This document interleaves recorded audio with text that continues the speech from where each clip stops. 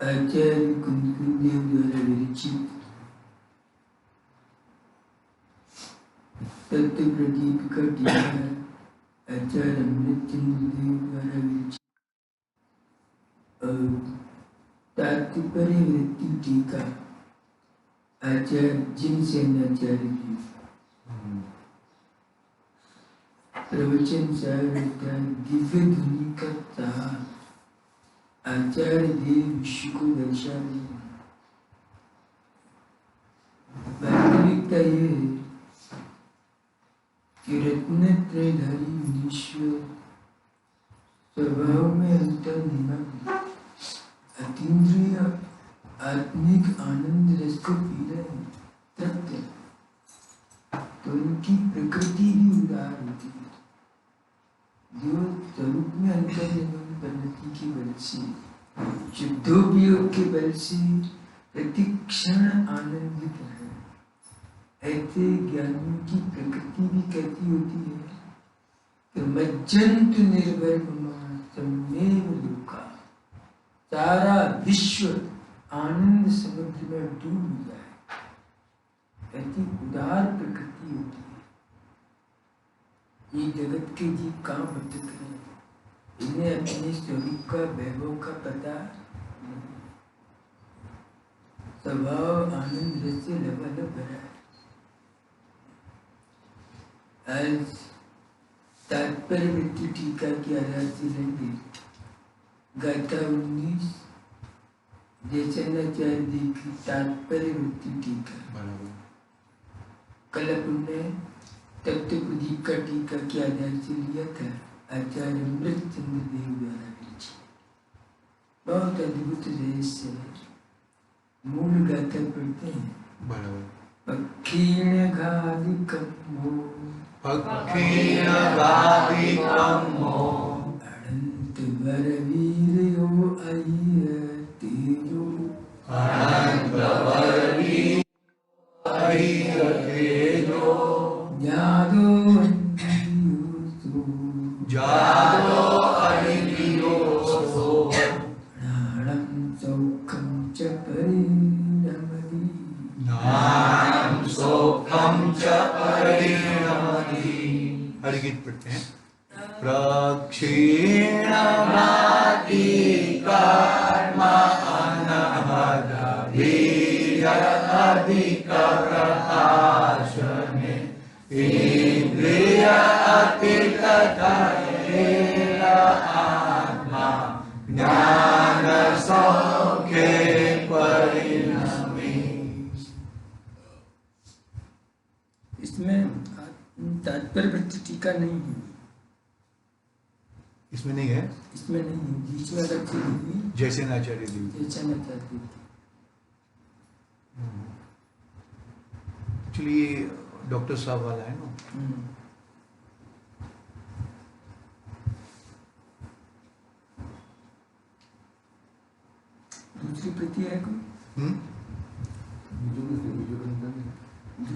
सोनगढ़ से प्रकाशित है ना।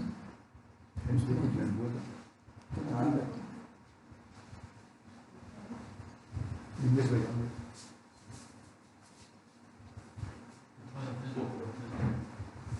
उन्नीस साइड में गुजराती से तो बन जाए।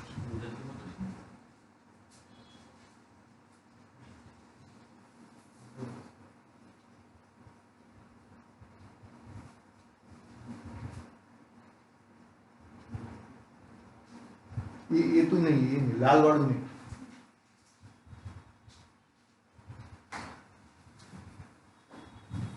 जो सोनगढ़ से प्रकाशित है उसमें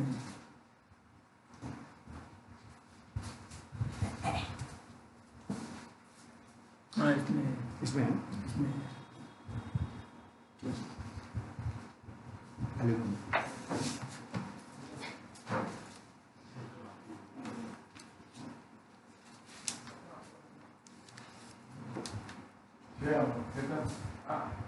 मड़ी देखो पेज नंबर 33 पर बीच में दिया हुआ है। मूल आचार्य जी की भाषा में इन समझने का प्रयास करते हैं। नीचे दिया है बीच में, अर्थ अतीन्द्रियत्वाद केवल न,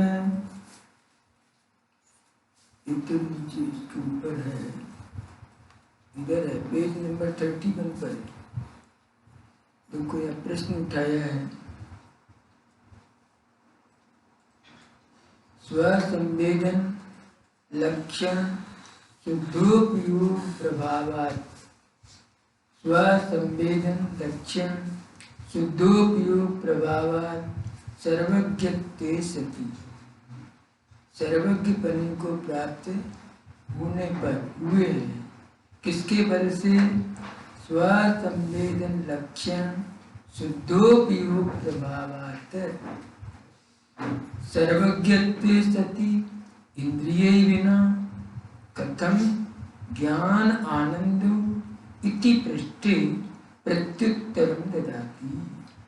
स्वसंवेदन के बल से जो सर्वज्ञ बनने को प्राप्त हुए हैं, ऐसे सर्वज्ञ भगवान के इंद्रियों के बिना ज्ञान और आनंद कैसे होता है, ये पूछते हैं। तो उसका प्रत्युत्तरम ददाति, उसका समाधान देती है। कौन सा पेज है? पेज नंबर 32 है। 32 बीच में दिया हुआ है।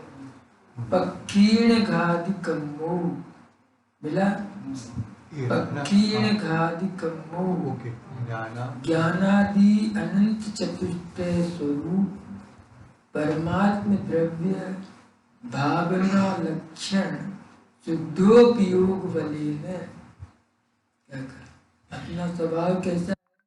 ज्ञानादि अनंत चतुष्टय स्वरूप, अनंत दर्शन, अनंत ज्ञान, अनंत सुख, अनंत हीर, अनंत प्रभुता, अनंत वैभव संपन्न अपना स्वभाव है।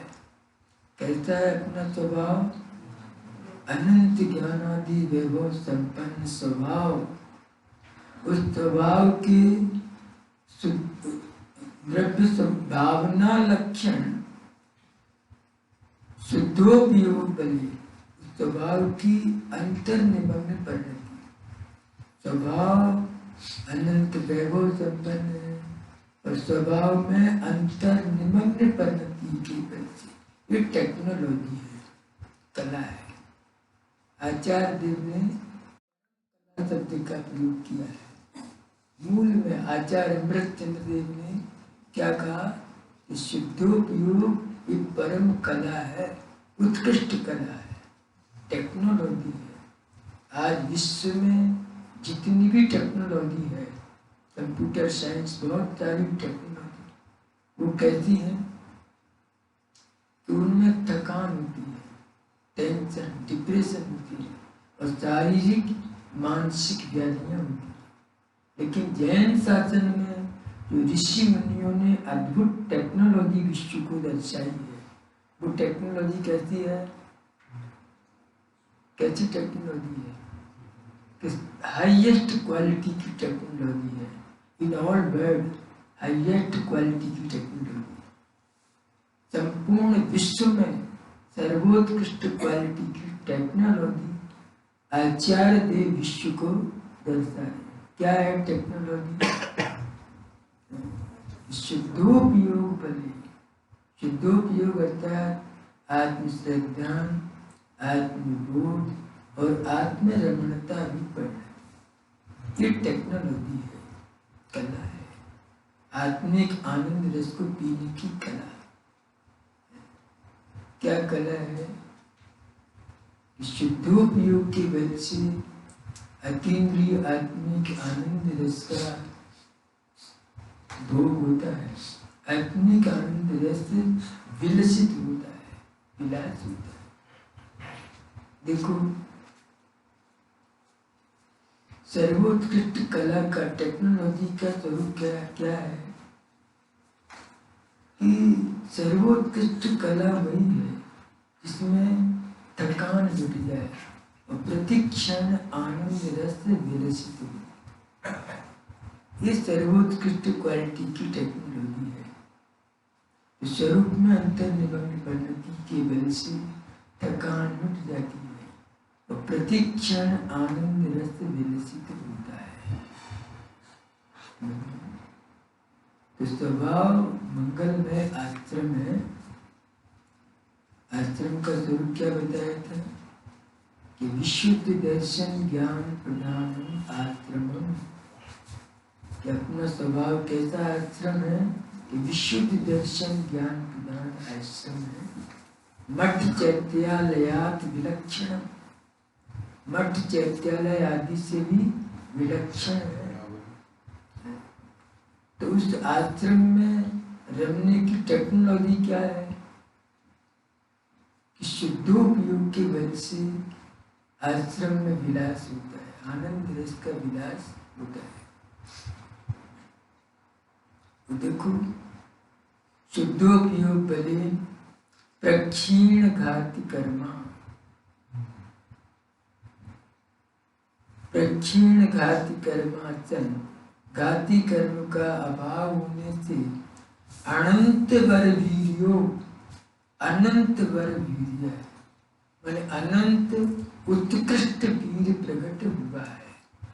वर माने उत्कृष्ट। पुनः अपि किम विशिष्ट, और क्या विशेषता है कि अहिय तेजो अधिक तेजा, अत्र तेज शब्देन केवल ज्ञान दर्शन द्वयम ग्राह्यम। केवल शब्द, यहाँ तेज शब्द से क्या ग्रहण करना? केवल दर्शन, केवल ज्ञान, केवल ज्ञान दर्शन द्वयम ग्राह्यम, ये अधिक तेज है, सर्वव्यापी है।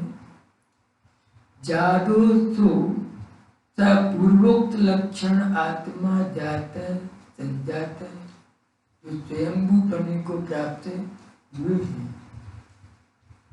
ऐसा कथम भूत है, कैसा होता है? अनिंद्रिय, अनिंद्रिय माने अनिंद्रिय, इंद्रिय विषय व्यापार रहता है। अनिंद्रिय सन किमें करोति, अतीन्द्रिय होते हुए स्वयंभू परमात्मा क्या करते हैं? कडाणम सौख्यम च वर्णमदि, केवल ज्ञानम अनंत सौख्यम च वर्णमति। तथा ही अनेन व्याख्याने किमुक्तम भवति, इस व्याख्यान से आचार्य देव क्या रहस्य दर्शाना चाहते हैं कि आत्मा तावत निश्चय नयेन अनंत ज्ञान सुख स्वभावो अपि, वास्तव में अपना स्वभाव कैसा है? अनंत ज्ञान और सुख स्वरूप है।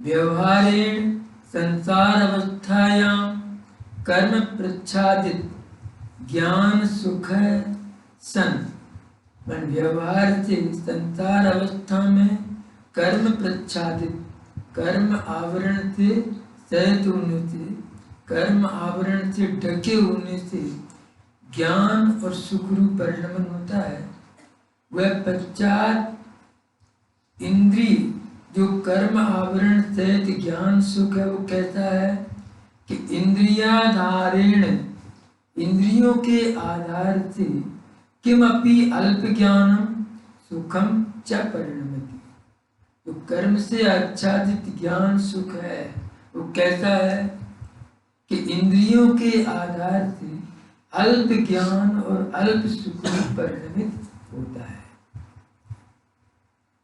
इंद्रियों के द्वारा क्षयोक्षम ज्ञान के द्वारा जो पदार्थों का ज्ञान होता है वो कैसा होता है, जैसे इंद्रिय के विषय क्या है, स्पर्श रस गंध बल, और उनके उत्तर भेद कितने हैं, स्पर्श के हल्का भारी रूखा चिकना ठंडा गरम, क्या कितने 8 भेद हैं। ऐसी रस के 5 भेद हैं, ऐसे कुल मिला के कितने भेद हैं, 20 भेद हैं। तो अब जो क्षयोक्षम ज्ञान के द्वारा इंद्रिय के विषयों में प्रवृत्ति होती है, तो किसी एक विषय में, जैसे स्पर्शन इंद्रिय के कितने विषय हैं, 8, तो उसमें किसी एक विषय को वो भी किंचित ज्ञान होता है। कितना ज्ञान होता है, किसी एक विषय का किंचित ज्ञान होता है, और जानने की इच्छा कितनी है कि मैं विश्व के सर्व पदार्थों को पर इंद्रिय ज्ञान के द्वारा क्षयोक्षम ज्ञान के द्वारा सर्व पदार्थों का जानना संभव, आकुलता निरंतर बनती। अब ये आकुलता कैसे मिटे कि शुद्धोपयोग के बल से, स्वरूप में अंतर निमग्न परिणति के बल से जो अतीन्द्रिय ज्ञान प्रकट होता है, उस ज्ञान में विश्व के अनंत पदार्थ जानने में आते हैं और स्वाभाविक आनंद रस विलास होता है, मोह का क्षय हो जाता है, और ज्ञान ये निरावरण ज्ञान, केवल ज्ञान कैसा है, निरावरण ज्ञानम केवल ज्ञान, जो क्षयोक्षम ज्ञान है वो तो आवरण सहित है, और केवल ज्ञान कैसा है, निरावरण ज्ञानम केवल ज्ञान। उस निरावरण ज्ञान में विश्व के अनंत पदार्थ प्रतिबिंबित होते हैं, और वो ज्ञान में विश्व के पदार्थ जानने में आते हैं, लेकिन ज्ञान उन पदार्थों के साथ तादाद में नहीं होता है। क्या कर ज्ञान में प्रश्न उठाया है कि केवल ज्ञान में विश्व के अनंत पदार्थ जानने में आते हैं, तो नारकियों के दुख भी ज्ञान में आते हैं कि नहीं आते, कैसे आते हैं, अपवित्र गंदे पदार्थ दुर्गंधित पदार्थ भी ज्ञान में आते हैं कि नहीं आते, क्या बस ज्ञान में कोई क्षोभ होता है, क्यों नहीं होता है, इसका कारण क्या है कि ज्ञान अपने में रहते हुए विश्व के पदार्थों को जानता है, ज्ञान पदार्थों में नहीं रहता है। यद्यपि सर्वव्यापी, सर्वव्यापी कहा है, क्यों कहा है कि सर्व पदार्थ ज्ञान में जानने में आते हैं, जानने में आने पर भी ज्ञानम ज्ञाने प्रतिष्ठित, क्या कहा, ज्ञान किसमें प्रतिष्ठित है, भाव में प्रतिष्ठित है।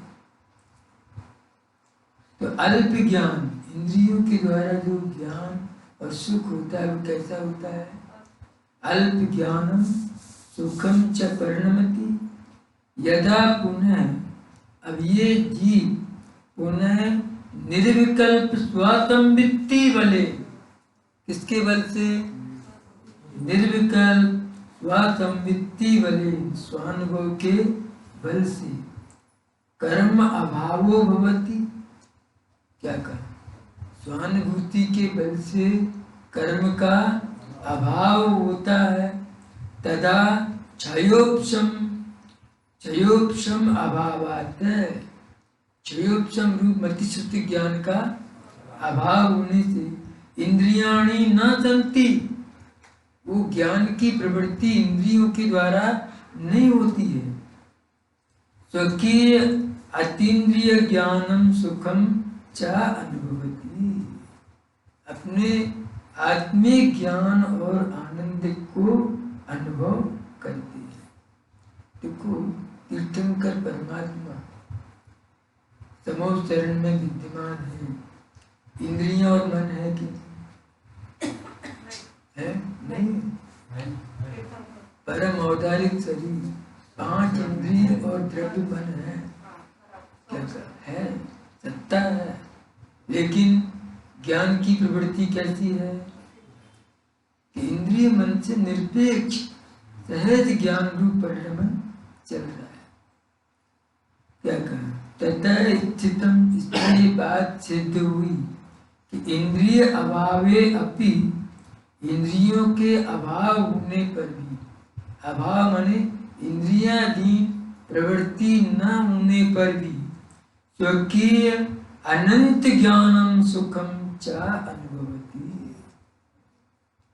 अपने आत्मिक अनंत ज्ञान और सुख का अनुभव होता है।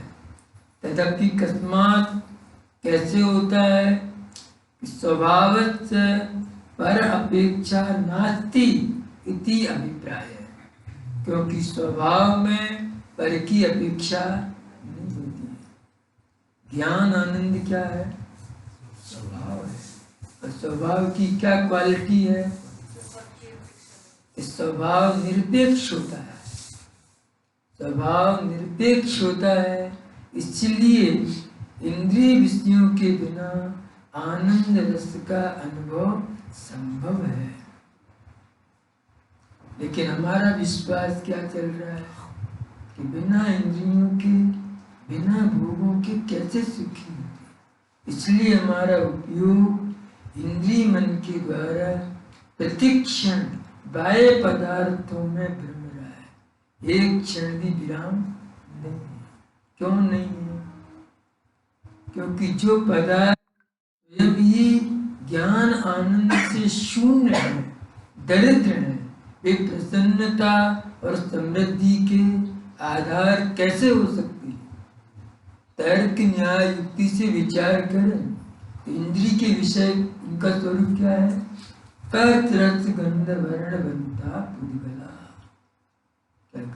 जो पदार्थ स्पर्श रस गंध वर्ण में है, उनमें ज्ञान आनंद रस है ही नहीं। जो पदार्थ ज्ञान आनंद रस से शून्य है, दरिद्र है, वे प्रसन्नता और समृद्धि के आधार कैसे हो सकते हैं? और अपना स्वभाव कैसा है? सर्वतः स्वरस निर्भर भावम। क्या कहा? आचार्य दिन का मूल शब्द है सर्वतः स्वरस निर्भर भावम। सर्वतः, सर्व ओर से मेरा स्वभाव स्वरस आत्मिक आनंद रस से लबालब भरा हुआ है। क्या कहा? भर के साथ में नी उपसर्ग लगा है। क्या कहा? भरा हुआ नहीं है, निर्भर, पूरी तरह से भरा है। कुछ गुरुदेव श्री को कैसा अंदर से भाव बढ़ता है कि अपना स्वभाव ज्ञान आनंद रस से लबालब भरा है। क्या कहा? बहुत अद्भुत रहे ज्ञानियों के अमृत वचन है। ऐसा रहस्य निकलता है कि अपना स्वभाव ज्ञान आनंद रस से लबालब भरा है। તેને સ્વરૂપને અંતર્દૃષ્ટિ થાય તેને ધર્મની शुरुआत થાય છે। क्या कहा? मोक्ष की शुरुआत कब होती है? स्वभाव तो है ज्ञान आनंद रस से लबालब भरा है, તેને स्वरूपની अंतर्दृष्टि हो तो धर्म की मोक्ष की शुरुआत प्रारंभ होती है। स्वभाव तो विद्यमान है, फिर दुखी क्यों हो रहे? एक कहावत आती है कि पानी में मीन प्यासी, मुझे सुन सुन आवे हंसी। अथाह पानी है फिर भी मीन प्यासी है। क्यों है? कि उसकी टेक्नोलॉजी, वो मीन मछली गुलाट खाए तो पानी पी पाती है, अगर गुलाट नहीं खाए तो अथाह पानी के बीच में रहने पर भी प्यासी रहती है। ऐसी अपना उपयोग बार बार दोहरा है और स्वभाव आनंद रस से लबालब भरा है, फिर भी दुखी क्यों है? तो उपयोग गुलाट खाए, क्या स्वरूप में अंतर्मुख हो तो आत्मिक आनंद रस का स्वाद अनुभव में आए। ये टेक्नोलॉजी है, समझ में आए? देखो ऐमिंद्र 16 स्वर्गों के ऊपर कौन है? 9 ग्रेविक, 9 अनिर्दिष्ट और 5 अनुक्ता विभाग, वो सभी ऐमिंद्र हैं। ऐमिंद्र हैं, वहाँ इंद्रिय के विषय नहीं है। क्या कहा? 16वें स्वर्ग तक तो स्पर्श, रस, गंध, वर्ण ये इंद्रिय के विषयाधीन प्रवृत्ति होती है, लेकिन 16वें स्वर्ग से ऊपर क्या है कि परे अप्रविचारा, वहाँ काम सेवन की वृत्ति नहीं है और सभी ऐमिंद्र हैं 16वें स्वर्ग के देवों से भी अधिक सुखी है। क्यों है? क्योंकि वहाँ इंद्रिय विषयों की अपेक्षा क्या कहा उस तरह के भाव भी नहीं है, क्या कहा कषाय परिणाम भी नहीं है और इंद्रिय के विषय भी नहीं है, लेकिन उस 16वें स्वर्ग के देवों से भी अधिक सुखी है। क्यों है? क्योंकि वहाँ इंद्रिय विषयों की अपेक्षा नहीं है और सभी ऐमिंद्र हैं। ऐमिंद्र हैं माने उनमें मद मत्सर ईर्ष्या के भाव नहीं है। जो नीचे देव होते हैं नीची जाति के, उनमें एक दूसरे के वैभव को देखकर ईर्ष्या के भाव होते हैं, लेकिन ऐमिंद्रों की क्या क्वालिटी होती है? उनमें हीन और अधिक पने का भाव नहीं होता है। इनके पास कम है, मेरे पास ज्यादा है, या मेरे पास कम है, इनके पास अधिक है, ऐसा हीनाधिक पने का भाव नहीं होता है। ये सर्वे स्वतंत्र, सब स्वतंत्र है। क्या कहा? एक ऐमिंद्र को दूसरे की अपेक्षा नहीं है, इसलिए वो प्रसन्न है, आनंदित है। इसी तरह विश्व में एक एक परमाणु ऐमिंद्र है। कैसा है? ऐमिंद्र माने एक परमाणु को दूसरे परमाणु की अपेक्षा नहीं है। दुविधाएं कब पैदा होती हैं? कब होती हैं? एयत्र निश्चय गदो समो सवत् सुंदरूलुए, बंद कहा एयत्ते विषमवाद नहीं होती। एकत्र निश्चय गत समय ये लोक में सर्वत्र सुंदर है। विश्व में प्रत्येक पदार्थ अपनी अपनी सत्ता में विलास करता है, ये सौंदर्य है। लेकिन विषमवाद कब उत्पन्न होता है? बंद कहाँ एयत्ते, विषमवाद नहीं होगी। पर के साथ एकत्व की कथा, बस यही विषमवाद पैदा होता है। पर के साथ एकत्व, ये मैं क्या कर, ये व्यामोह, बस यही विषमवाद अंतर्द्वंद पैदा होता है। अब ये विषमवाद कैसे मिटे? मैं स्वयं ही ज्ञान आनंद से संपन्न हूँ, मुझे अपने ज्ञान और आनंद के लिए विश्व में किसी भी पदार्थ की अपेक्षा नहीं है। इंद्रियाधीन सुख कैसा है? स्तपरम बाधा संयम विच्छिन्नम बंध कारणम विस्मृत। स्तपरम पराधीन है। इंद्रिय जनित सुख कैसा है? पराधीन है और बाधा सहित है। क्षुधा तृषा आदि की अनेक बाधाओं से सहित है। और कैसा है? चपरम बाधा संयम विच्छिन्नम, विनाशिक है। और कैसा है? चपरम बाधा संयम विच्छिन्नम बंध कारण। क्या कहा?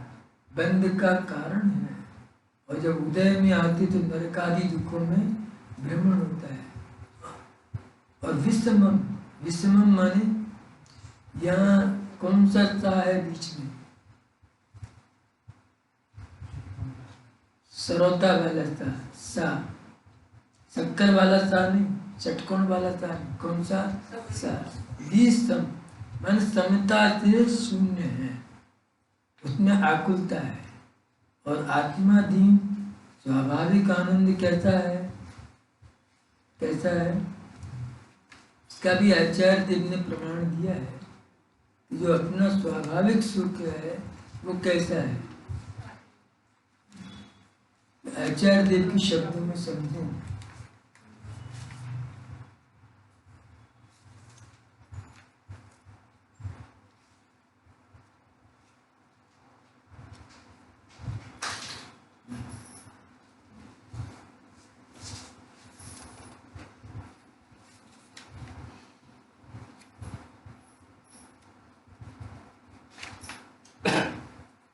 देखो दिया है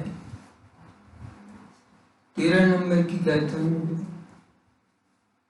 कि शुद्धोपयोग से उत्पन्न सुख कैसा है? अतिशयम, अतिशय, आत्मसमुत्थम, आत्मोत्पन्न, विषयातीतम, विषयातीत, अतीन्द्रिय, और अनुपम, अनुपम, उपमा बिनानु, अनंत अने अविच्छिन्न है, माने कभी उसका विनाश नहीं होता है।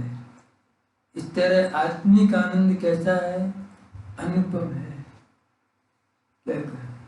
इंद्र चक्रवर्ती और हेमेंद्र के सुख से भी उसकी उपमा संभव क्यों नहीं है? कि चतुर्गति में कहीं वो उस क्वालिटी का आनंद है ही नहीं। आत्मिक आनंद सर्वोत्कृष्ट क्वालिटी का आनंद है। एक प्रसंग ऐसा बना कि मैं ब्रह्मचारी रविंद्र जी अमाइन में रहते हैं, तो उनके पास गया। तो मैं दोपहर में भोजन के बाद एक गैलरी में चटाई बिछा के विश्राम कर रहा था और तत्व विचार चिंतन चल रहा था। और चिंतन करते करते नींद आ गई। तो निद्रा के बाद हम विश्राम करने के बाद पंजी साहब के पास पहुंचे। तो मैंने पंजी साहब से कहा कि साहब आज हमें एक बहुत अच्छी बात लगी। क्या अच्छा लगा? बोले मैं गैलरी में चटाई बिछा कर लेटा था और दोनों तरफ से हवा का वेंटिलेशन था, ये कर बढ़िया अच्छी नींद आई और प्रसन्न रहा। तो मैंने ये अनुभव किया कि बिना एसी के और बिना बाहरी सुविधाओं के हम नेचुरल क्लाइमेट में स्वस्थ और प्रसन्न जीवन जी सकते हैं। क्या कहा? एसी हो, बहुत बंगला हो, बहुत सारी सुविधाएं हो, तब स्वस्थ और प्रसन्न जीवन की उपलब्धि हो। ऐसा दरिद्र नहीं है नेचुरल लाइफ। क्या कहा? कैसा है कि नेचुरल पर्यावरण हो, चंदन के वृक्ष हो, शीतल झरने का पानी। क्या कहा? तो वहाँ बिना एसी के और बिना सुविधाओं के भी हम स्वस्थ और प्रसन्न जीवन जी सकते हैं। तो बड़े पंजी साहब ने कहा, रविंद्र जी ब्रह्मचारी जी ने, कि बात तो सही है लेकिन लोग माने तब ना। बात तो यही है, नेचुरल इज ब्यूटी, प्रकृति ही सौंदर्य है, उसमें परावलंबन की अपेक्षा नहीं है। समझ में? स्वभाव ज्ञान आनंद स्वभाव कैसा है कि नेचुरल स्वभाव है ज्ञान आनंद, तो उसमें इंद्रिय और विषयों की अपेक्षा नहीं है। इस तरह इंद्रिय विषयों के बिना आत्मिक आनंद रस की अनुभूति संभव है। ये विश्वास हो तो क्या होता है कि प्रतिक्षण स्वरूप में अंतर्निमग्न परिणति की वजह से स्वाभाविक आनंद रस विलास होता है। ये है नेचुरल लाइफ। इसमें किसी परावलंबन की अपेक्षा नहीं है। अपेक्षा क्यों? स्वभाव में इंद्रिय विषयों की अपेक्षा क्यों नहीं? क्यों नहीं? क्योंकि स्वभाव ज्ञान आनंद रस से संपन्न है, समृद्ध है। और अपेक्षाएं किसे होती हैं? कि जो दरिद्र हो उसे अपेक्षाएं होती हैं। पर अपना स्वभाव कैसा है? समृद्ध है, संपन्न है। इसलिए इंद्रिय विषयों के बिना स्वाभाविक आनंद रस की अनुभूति संभव है।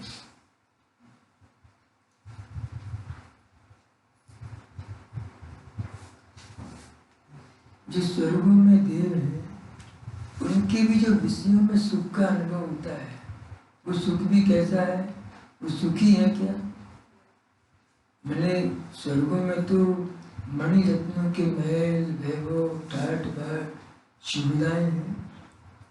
तो वो स्वर्गों के देव सुखी हैं क्या? तो उनको भी विषय वेदना, कौन सी वेदना होती है? विषयों की वेदना, दुख होता है, इच्छा होती है। यदि विषय वेदना दुख न हो तो रमणीक भोगों में प्रवृत्ति क्यों होती? समझ में आया ना? दुख है इसलिए प्रवृत्ति होती। लेकिन वो विषय प्रवृत्ति होने पर भी वहां विराम नहीं है। क्यों नहीं है विराम? तो वहां आनंद रस हो तो विराम। आनंद तो स्वभाव है, तो उसकी उपलब्धि कहाँ होती है?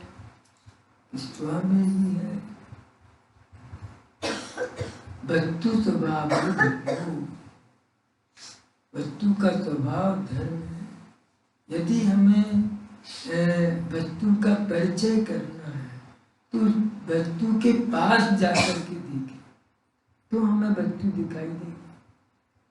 तो अपना स्वभाव शाश्वत स्वभाव है, तो हमें अपने स्वरूप को देखना है। तो कहाँ जाना?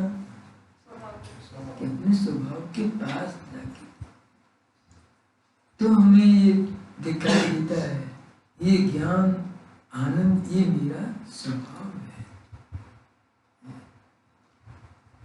ये ज्ञान घन आत्मा नित्यमेव उपास्यताम। यह ज्ञान घन आत्मा ही नित्य उपास्य है, उपासना योग्य है। क्यों है उपास्य? अपना ज्ञान ज्ञान स्वरूप उपास्य क्यों है? अपना स्वभाव है। सर्व अर्थ सिद्धि आत्मतया विदत्ते ज्ञानी किम अन्यस्य परिग्रही। क्या कहा? सर्व अर्थ की सिद्धि किसके द्वारा होती है? आत्मतया विदत्ते। स्वभाव से ही सर्व अर्थ की सिद्धि होती है, उसमें परावलंबन की तने की भी अपेक्षा। ये भी तृतीय विभक्ति का प्रयोग किया, आत्मतया विदत्ति। तृतीय विभक्ति कौन सी है? कर्ता, कर, करण। और करण की डेफिनेशन क्या है? न्याय शास्त्र में करण का स्वरूप बताया है, साधक तमम करणम, जिससे साध्य की प्राप्ति नियम से होती ही है, वह साधन है। क्या कहा? तो अपना स्वभाव अनंत वैभव संपन्न स्वभाव इस साध्य है। और साधन क्या है? कि आत्मतया विदत्ते। क्या कहा? स्वभाव में अंतर्निमग्न परिणति, ये साधन है। कौन सी परिणति? शुद्धोपयोग, अर्थात स्वरूप में अंतर्निमग्न परिणति, ये साधन है। इस शुद्धोपयोग रूप परिणति से साध्य की प्राप्ति नियम से होती है। साध्य की प्राप्ति माने उस शुद्धोपयोग रूप परिणति में स्वाभाविक ज्ञान आनंद रस विलसित होता है, विलास होता है।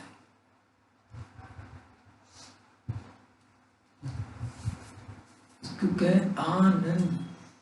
आत्मनंतात नंदती इति आनंद, मन सर्व ओर से जहाँ क्रीड़ा नृत्य विलास हो वह आनंद है।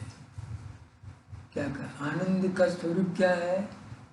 आ माने समन्ता, सर्व ओर से, नंद नंदती क्रीड़ा नृत्य विलास हो। तो नृत्य कब होता है? कब होता है? जब शोक हो, दुख हो, टेंशन हो, तब नृत्य होता है। तो आनंद रस विलसित होता है। क्या कहा? तो वहां नृत्य विलास होता है। प्रतिक्षण आनंदित है। तो जो स्वभाव के बल से प्रतिक्षण आनंदित है, आनंदित है, उनको विश्व में किसी पदार्थ की अपेक्षा नहीं होती है। एक प्रश्न उठाया है परमात्मा प्रकाश ने आचार्य योगेंद्र देव कि सम्यक दृष्टि ज्ञानी जीव उनको इंद्र चक्रवर्ती ऐमिंद्रों के वैभव की ललक वांछा क्यों नहीं होती? क्या कहा? उनकी दृष्टि सम्यक है।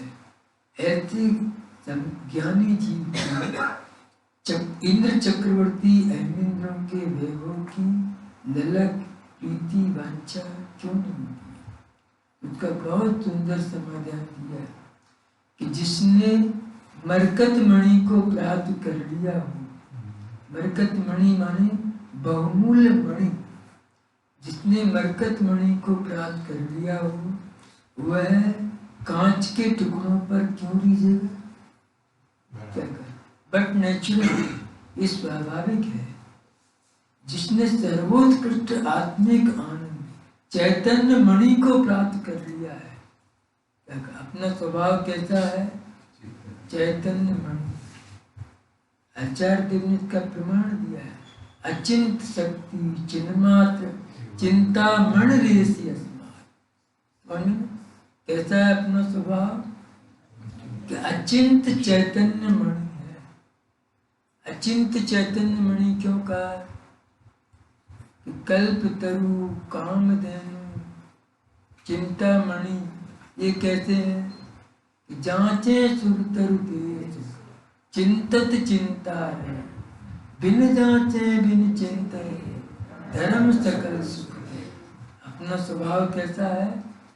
कि वहाँ याचना और कामना की भी अपेक्षा नहीं है। इसलिए अचिंत चैतन्य मणि। क्या कहा? अचिंत शक्ति स्वयमेव देव चिन्मात्र चिंता मणि यस्मात् सर्व अर्थ सिद्धि आत्मतया विदत्ते ज्ञानी किम अन्यस्य परिग्रह। ज्ञानी अन्य पदार्थ की वांछा क्यों करें? 144। और ये साइकोलॉजी है, नेचुरली बात है कि स्वरूप की अंतर्दृष्टि में सर्वोत्कृष्ट आत्मिक आनंद रस का स्वाद अनुभव में आया तो निकृष्ट तुच्छ निरर्थक भोग उनमें प्रीति वांछा ललक क्यों होगी? क्या कहा? प्रीति वांछा के परिणाम नहीं होते। इंद्र चक्रवर्ती ऐमिंद्रों के वैभव ये कांच के टुकड़े हैं और अपना आत्मिक वैभव एक अचिंत चैतन्य मणि है। कैसा मणि है? जो इंद्र नाग नरेंद्र व ऐमिंद्र के ऐसा वैभव इंद्र चक्रवर्ती और ऐमिंद्रों के पास भी, वो भी उस चैतन्य मणि को प्राप्त करने की भावना आती है। चैतन्य मणि को ही सर्वोत्कृष्ट मानते हैं। इंद्र के मुकुट में जो मणि होता है, मणि की कॉस्ट कितनी है? कैलकुलेटर से हिसाब लगाना कितनी कॉस्ट है। देश भर इंद्र के मुकुट में मणि होता है, उसकी कॉस्ट कितनी है?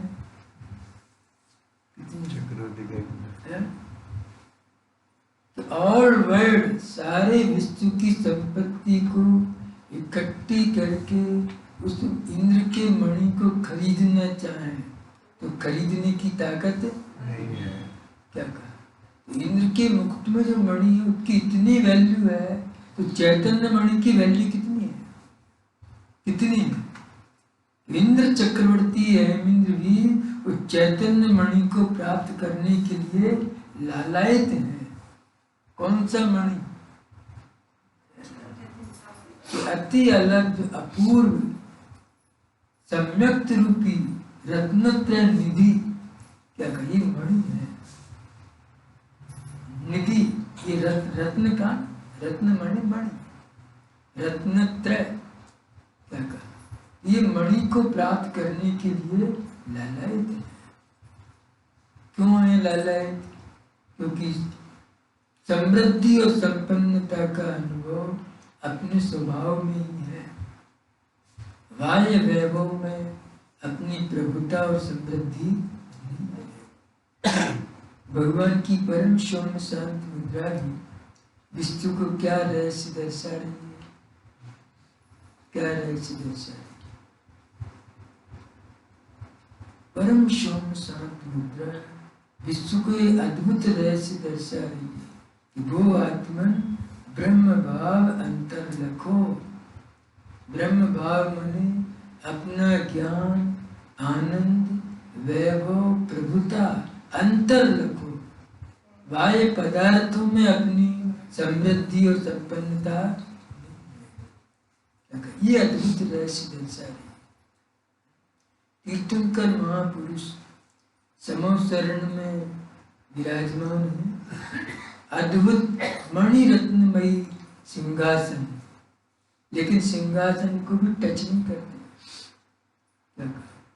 तो वहाँ जो ज्ञान, आनंद और प्रभुता का विलास चल रहा है, तो वो समवसरण आदि वैभव के कारण नहीं है।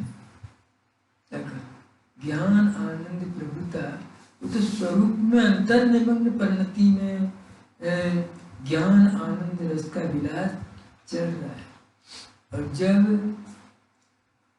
तीर्थंकर प्रकृति का क्षय होता है शुक्ल ध्यान के बल से, तीर्थंकर प्रकृति कौन सी है? नाम कर्म की प्रकृति है। तो शुक्ल ध्यान के बल से जब तीर्थंकर प्रकृति का क्षय होता है तो क्या होता है? एक प्रश्न है, विचार करें। जब तीर्थंकर प्रकृति का क्षय होता है तो समव शरण आदि वैभव, उसका क्या होता है? क्या होता है? कि तत्क्षण विलय हो जाए, वियोग नहीं, क्योंकि वियोग में सापेक्षपना है। जैसे पुत्र का वियोग, पत्नी का वियोग, धन का वियोग, वहाँ सापेक्ष भाव है, और विलय में निरपेक्ष भाव। जिस समय समव शरण आदि वैभव विद्यमान है, उस समय भी उससे निरपेक्ष आत्मिक ज्ञान, आनंद, वैभव और प्रभुता का अनुभव होता है। और समव शरण आदि वैभव विलय हो जाते हैं तो भी ज्ञान, आनंद और प्रभुता का अभाव नहीं होता है। क्यों नहीं होता है? Reason, what is this reason? समव शरण आदि वैभव विलय हो जाने पर भी स्वाभाविक ज्ञान, आनंद, वैभव और समृद्धि का अभाव नहीं होता है, प्रभुता का अभाव नहीं होता है। क्यों नहीं होता है? वो अपना स्वभाव है और वो पर से अपेक्षा से बने हुए सब हैं, इसलिए। और थोड़ा क्लियर समझे कि समव शरण आदि वैभव ये तो कर्म कृत है। कैसा है? समव शरण आदि वैभव ये तो कर्म कृत है। आत्मिक ज्ञान, आनंद, वैभव, प्रभुता ये अकृत्रिम है, ये किसी कर्म के द्वारा कृत नहीं है। इसलिए कर्म क्षय होने पर भी स्वाभाविक ज्ञान, आनंद, वैभव, प्रभुता का अभाव नहीं होता है। मणि की ज्योति की तरह। क्या कहा? मणि की ज्योति कैसी है? नेचुरल है, वो किसी की कृपा से नहीं है। ऐसे केवल ज्ञान ज्योति, ज्ञान, आनंद, वैभव, विलास ये कर्मकृत नहीं है, स्वाभाविक है। इसलिए कर्मकृत वैभव विलय होने पर भी स्वाभाविक वैभव और प्रभुता का अभाव नहीं होता है। इस तरह अपनी ज्ञान आनंद वैभव समृद्धि स्वभाव में ही है। इस रहस्य का आगम तर्क न्याय युक्ति से परिचय हो और स्वरूप में अंतर्निगम परिणति का सम्यक पुरुषार्थ हो, स्वाभाविक ज्ञान आनंद रस विरसित हो, इस भाव से विराम देते।